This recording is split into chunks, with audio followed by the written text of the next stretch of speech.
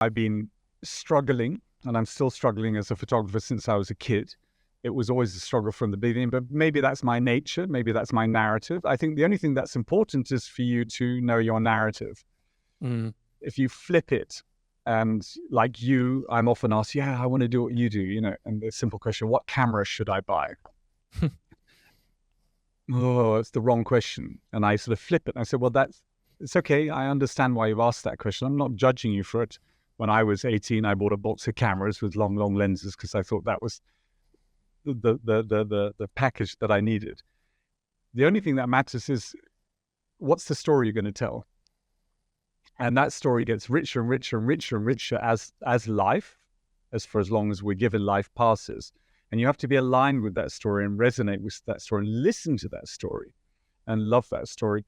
And then how you tell that story with whatever medium, whatever camera, whatever lens, whatever sponsor, whatever business model is up to you. Right. And it's all valid. It's all valid. And if you want to go and save the rainforest, but be sponsored by a mining company, go and do it. Mm-hmm. I'm not judging, but that's your story. And as long as it's true to you and it's the narrative you want to tell, be my guest.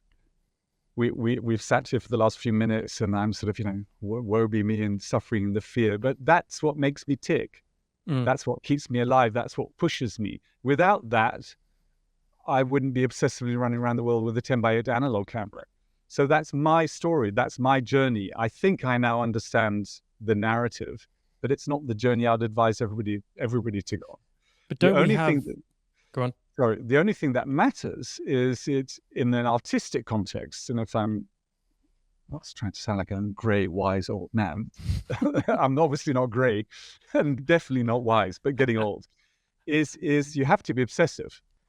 You have to be obsessive. There's an amazing TED Talk on with this young Chinese lady, American Chinese, and she's epic. And she goes, you know, what's success? And bam, bam, bam, she reels it all off: good looks, height, money. And she says, no, it's grit, obsession. Never, ever, ever, ever, ever, ever, ever giving up. And if one doesn't have that, I don't think it's possible to sustain this journey as a photographer or as an artist. And you have to deeply align with that obsession. And that's the narrative. And if you understand the narrative, then you know where you get the energy from. Now you've got to be careful. The obsession has to be healthy because it can sort of take you the wrong way.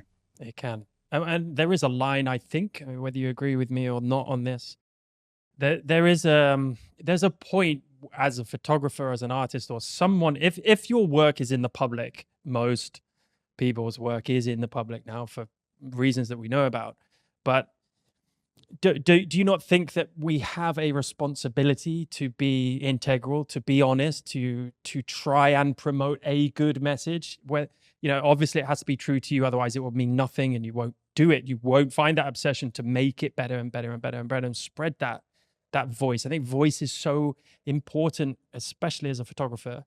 Do you not think then that there is, you know, it's not like go and do whatever you want as long as it's true to you. I do think there is a line that we can influence people for the good or bad things, and we have to be aware of that, especially if we're in a public facing role, whether we like it or not. I'm not talking about super famous or anything, but, you know, 1,000 loyal followers, whether they're followers who buy your books, clients who come to your talks, or followers on social media, whatever.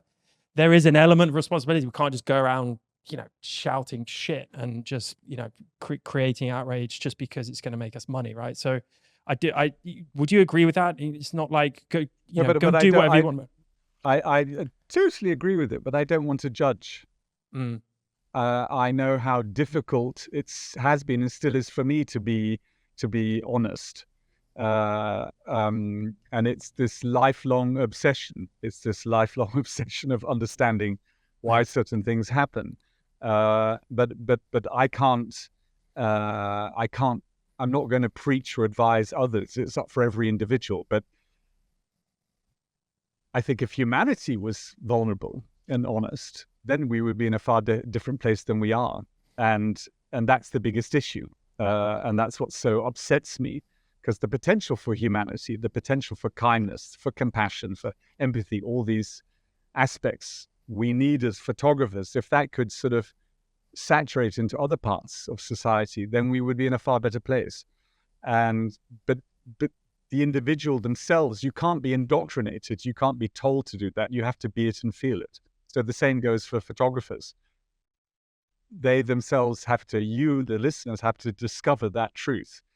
All that I can say is, sort of passing the pivot of middle life and getting a little bit older, it's liberating, that truth, that honesty. It's wonderful. It's terrifying, but you're alert. You're alive. You're flying in that fragility. The story I told last time, and I'm not going to rabbit on about that feather in Forrest Gump. That's, letting it fly and it taking you to the lightness of being. When that feather is whole, when that feather is pure, when that feather is the essence of the wing, that child, it flies.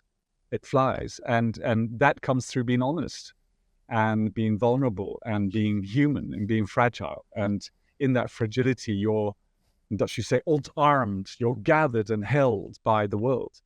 And I'm still here. I've done some perhaps stupid things but I never go over the edge. I'm always touching the edge. I'm always looking over I'm touching the void, to use the term of the title of the book. I'm looking over the edge, but I never get so close that I fall off it. But by always looking over the edge, I'm learning, I'm getting closer and closer and closer to a very, very fine line of fragility and honesty. And it's liberating. Yeah. And so and to answer that question to the person who asked me the other day, would you one day end up taking self-portraits? And it's not perhaps about vanity, but the turning the camera on yourself. What do you see? And you can only do that if you're totally honest. I'm not there yet, but I'm trying.